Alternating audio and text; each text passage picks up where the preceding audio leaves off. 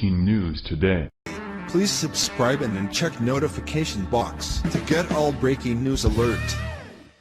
Disgusting libs just hacked Melania's private Twitter pics, attack her over what they saw. Melania Trump has been a class act from the very start of the campaign. However, that does not stop people from attacking or especially like liberals and the mainstream media. One way they attack her is by and about her marriage to the president. After hacking her Twitter account, liberals stole some of her pictures and distributed them online. Despite truth being contrary, they depicted her as an imprisoned wife in an abusive relationship. Kate Mbach, who writes for Medium, went over 3 years' worth of pictures that Melania had posted on social media to concoct some type of narrative to make her look bad.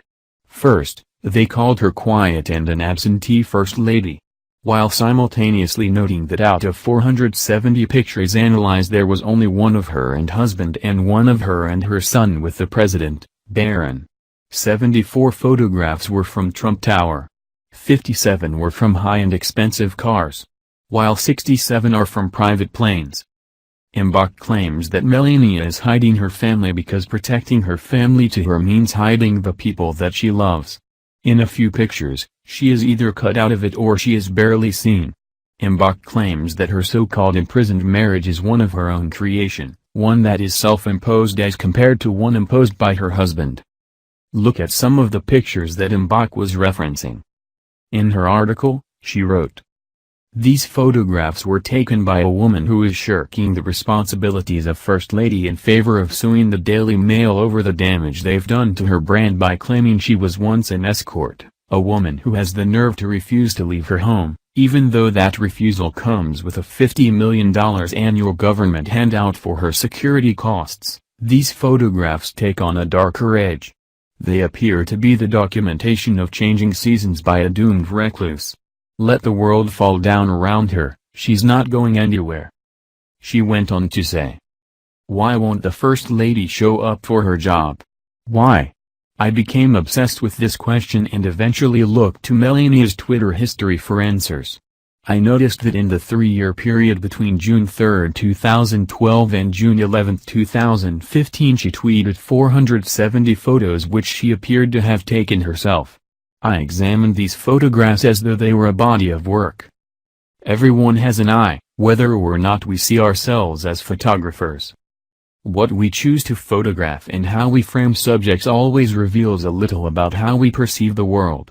For someone like Melania, media-trained, controlled and cloistered, her collection of Twitter photography provides an otherwise unavailable view into the reality of her existence. Nowhere else, certainly not in interviews or public appearances, is her guard so far down. What is that reality?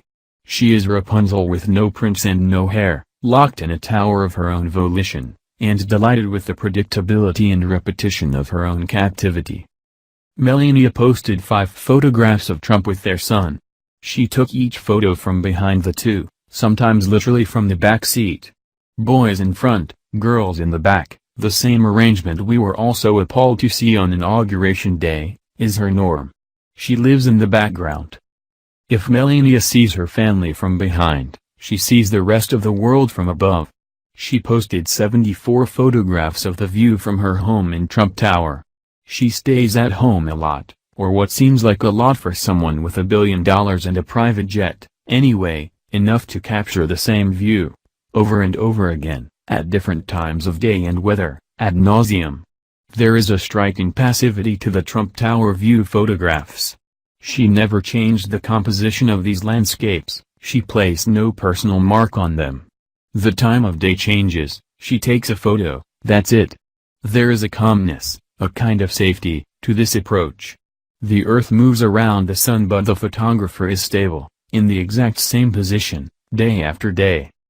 Mbach ended her article saying, "We all have a tendency to repeat the same imagery in our photography. It's part of having an eye. But, knowing what we know now, that these photographs were taken by a woman who is shirking the responsibilities of First Lady in favor of suing the Daily Mail over the damage they've done to her brand by claiming she was once an escort, a woman who has the nerve to refuse to leave her home, Even though that refusal comes with a $50 million annual government handout for her security costs, these photographs take on a darker edge. They appear to be the documentation of changing seasons by a doomed recluse.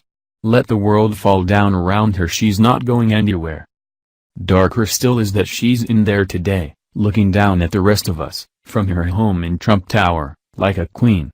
These photographs pose another question: if a person spends most of her time looking physically down at the rest of humanity, does she come to take her superiority as a matter of fact? Melania posted 57 photos from inside cars. I first assumed she took the 15 Central Park photos that she posted on foot, from inside the park, meaning that she was going out for a walk among the masses every once in a while. Nope. When you look closely, you can see that tree branches are blurred with the motion of a car, the raindrops are not falling but stuck to a window, and the sunlight is refracted. Her idea of a walk in the park is a drive. Only liberals could take something innocuous and turn it into something terrible. There was nothing wrong with her pictures and social media posts. Clearly, as a high-profile woman, she understands the value of privacy and she should not be slighted for valuing her privacy. There is no way for her to win with them. The only thing she should be is herself.